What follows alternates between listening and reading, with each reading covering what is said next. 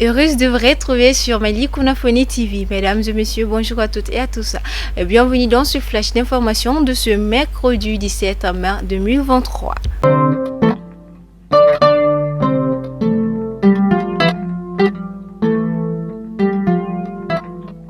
L'électricité devient un luxe dans la vie des Maliens et des Maliens. Le ministre des Mines, de l'Énergie et de l'Eau, Lamine Seydou Traoré, est dans le silence poursuivant sa tâche ou non. Après ce fameux appel pour donner de l'électricité, Lamine Seydou Traoré reste silencieux face à la coupure de courant au Mali. Le pays est plongé dans l'obscurité et la situation s'aggrave de jour en jour. Des quartiers de la capitale malienne subissent plus de 5 heures d'obscurité par jour, ce qui fait que tout le monde s'indigne de plus en plus.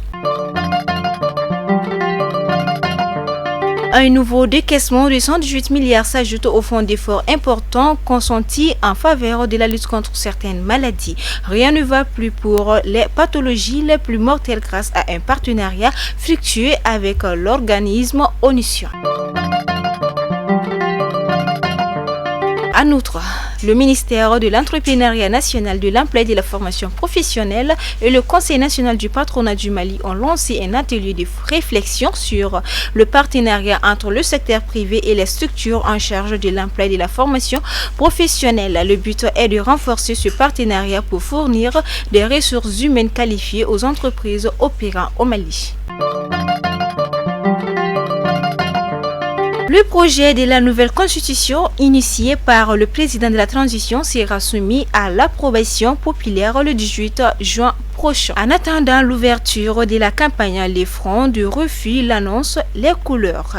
Les partis politiques pour le retour de l'ordre constitutionnel et la conversion nationale pour une Afrique solidaire ont rejeté en bloc toute idée de réviser la constitution de 1992.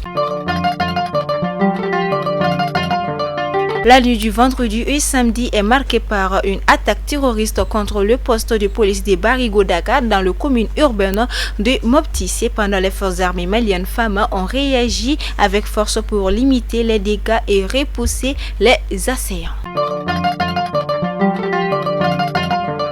Au chapitre sportif, la finale de la 72e édition de la Coupe du Mali de football se profite à l'horizon avec une affiche alléchante entre 11 créateurs de Nyarila et le stade malien de Bamako qui se sont qualifiés en battant respectivement l'AS Bakarijan 2-1 et le Benga FC 1-0.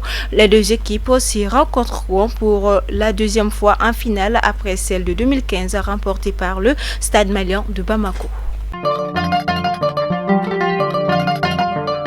Méfiez-vous de la personne nue qui vous offre des vêtements. Mesdames et messieurs, c'est à cette station que prend fin ce flash d'information. Merci à vous pour votre adorable attention. On se dit demain, Inch'Allah, de Cicela. Prenez soin de vous.